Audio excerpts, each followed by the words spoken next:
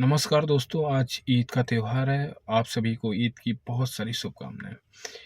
ईद के त्योहार होने के साथ-साथ आज मुझे अपने बचपन की जब मैं स्कूल में पढ़ता था तो एक कहानी मैंने सुनी थी, जो मुझे आज अचानक से याद आ गई। तो मैंने सोचा उस कहानी को क्यों ना मैं अपने माध्यम से आपको सुनाऊँ। वो कहानी इतनी ज़्यादा सुंदर है, इतनी ज़्यादा उसमें समर्पण है, प्यार है, प्रेम है कि वो जब कहानी आप सुनेंगे तो आपको लगेगा कि वाक़ई में ये कहानी बहुत ही दिल को छू लेने वाली है। वो कहानी आपने बचपन में ज़रूर सुनी होगी। वो कहानी थी मुंशी प्रेमचंद द्वारा लिखित हामिद की कहानी।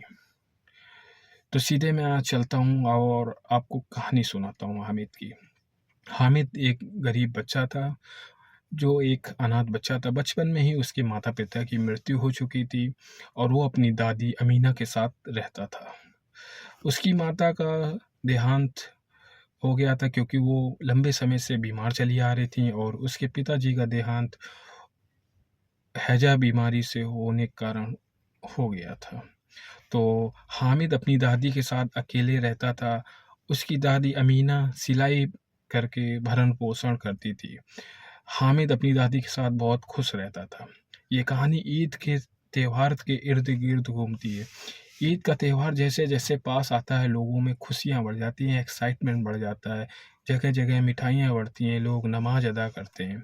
ये कहानी भी ईद के इर्द-गिर्द ही घूम रही है। हामिद एक छोटा मासूम प्यारा बच्चा था, जो अपनी दादी के साथ रहता था। जैसे-जैसे ईद पास आती है, तो हामिद अपने दोस्तों के साथ प्लान बनाता है कि वो इस ईदगाह में जाके नमाज़ पढ़ेगा, फिर उसके बाद झूला झूलेगा और मिठाइयाँ खाएगा। तो उसने अपनी दादी से बताया, तो उसने उसकी दादी जो अमीना, जो एक दर्जी का काम करती थी, उन्होंने एक पुरानी साड़ी से हामिद के लिए कुर्ता-पैजामा सिल दिया और उसको 3 पैसे दे दिए कि जाओ तुम भी ईदगाह जाओ और वहाँ नमाज़ पढ़ के मेले का लुत्फ़ उठाना और मिठाई-विठाई खाना। तो हामिद अपने दोस्तों मोहसिन, अहमद और सुल्तान के साथ ईदगाह जाता है। वहाँ वो नमाज़ अदा करने के बाद मेले में घूमता है। उसके बाकी दोस्त कोई मिठाइयाँ खाता है, तो कोई अपने लिए खिलौना लेता है, कोई झूला झूलता है। लेकिन हामिद अब कम पैसे के कारण सिर्फ़ 3 पैसे उसके पास होते हैं, तो वो सब इधर-उधर की चीज़ें देखकर उसके मन में कुछ और ही चल रहा होता है। तो थोड़ी देर बाद उसका ध्यान एक ऐसी दुकान पे जाता है, जहाँ पर एक लोहार की दुकान होती है।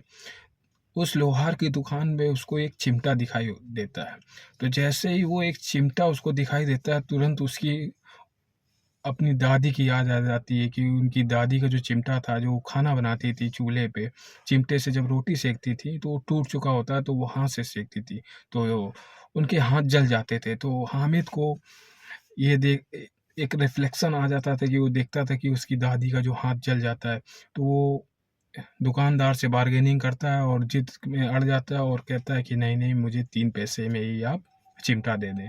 दुकानदार ने भी उस बच्चे को ना ना करते हुए 3 पैसे में चिमटा दे दिया। हामिद ने खुशी-खुशी चिमटा लिया और उसको सर पे अपने रख के ऐसे चलने लगा। ऐसे सर पे कंधे पे ऐसे रख के घूम रहा था, जैसे मान लो उसने कोई एक तलवार खरीद ली हो। वो बड़ा गर्व महसूस कर रहा था और उसको लेके घूम रहा था। जब उसके दोस्त उसको देखते हैं तो उसका मज़ाक उड़ाने लगते हैं और कहते हैं, "अरे! ये तुमने चिमटा क्यों खरीदा है? ये तो कोई खिलौना भी नहीं है, तुमने मिठाइयाँ भी नहीं ली।" और उसका वो मज़ाक उड़ाते हैं। लेकिन वो प्यारा बच्चा हामिद गर्व से चिमटा लेके घर जाता है। जैसे ही वो घर पहुँचता है, वो अपनी दादी को आवाज़ लगाता है और दादी को कहता है, "दादी, मैं देखो तुम्हारे लिए चिमटा लाया हूँ।" दादी उसको देखती हैं और उसका चिमटा देखती हैं, तो पहले तो उसको डाँटती हैं कि मैंने तुम्हें 3 पैसे दिए थे, तुम्हें मेले में एन्जॉय करना चाहिए था, तुम्हें मिठाइयाँ खानी चाहिए थी, तुम चिमटा ले आए।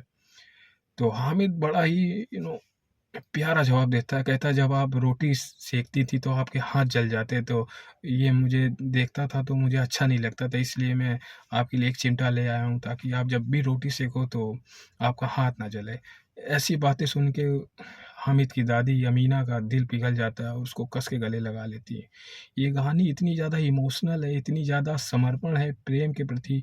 वो मासूम सा छोटा-सा बच्चा जिसने अपनी खुशियों को नज़रअंदाज करते हुए मात्र 3 पैसों को अपने ऊपर खर्चा ना करके दूसरों के लिए, अपनी दादी के लिए प्रेम से चिमटा ला के दिया। वाक़ई में ये कहानी दिल छू लेती है। ये कहानी दिखाती है कि वाक़ई में प्रेम, समर्पण बहुत ज़रूरी है। अगर आप किसी से बहुत ज़्यादा प्रेम करते हैं और उनके लिए कुछ करते हैं, तो वो आपका दिल छू लेता है। तो ये कहानी हमको यही सिखाती है कि आप जो भी है आपके पास उसमें खुश रहें और अपनों का ख़्याल रखें, अपने माता-पिता का ख़्याल रखें और कोशिश करें जो भी आपके परिवार में है उनका पूरा ख़्याल रखें। कमेंट बैक कमेंट बॉक्स में आप ज़रूर बताइएगा कि ये आपको कहानी कैसी लगी। बचपन में अगर ये आपने कहानी सुनी है और आपको अचानक से ये याद आई है तो आपको कैसा लग रहा है?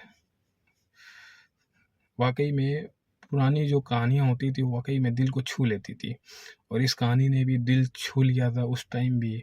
और आज जब मैंने इसको दोबारा पढ़ा, दोबारा इसको सुना, मेरा दिल न नम आँखों से भर आया।